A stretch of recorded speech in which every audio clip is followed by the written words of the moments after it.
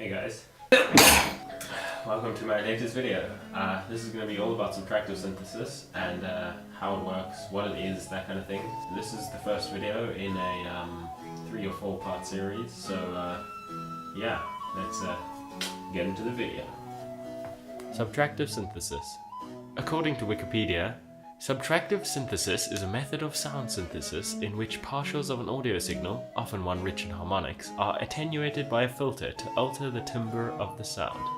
What this means, in English, is that if I layer up tones to create a harmonic-rich waveform, this part is called additive synthesis, and then cut off the high frequencies, called a low-pass filter, I am performing a simple form of subtractive synthesis, essentially subtracting frequencies off of a sound to change the texture.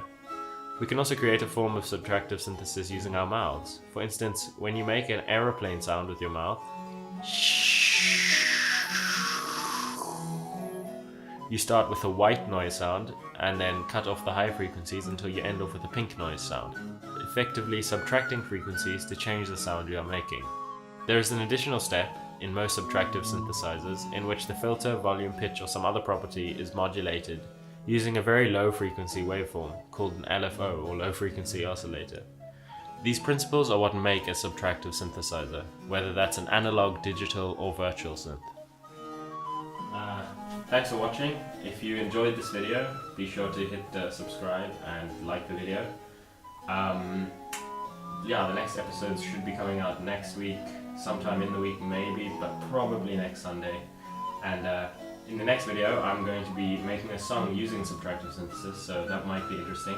Hit the notification bell. And on my Instagram I will be posting small tutorials on how to make your own sound patches in Transcribe, which is a subtractive synth plugin for whatever DAW you're using. So yeah, be sure to go there. If it sounds interesting, give it a follow, and yeah, I will see you guys next week.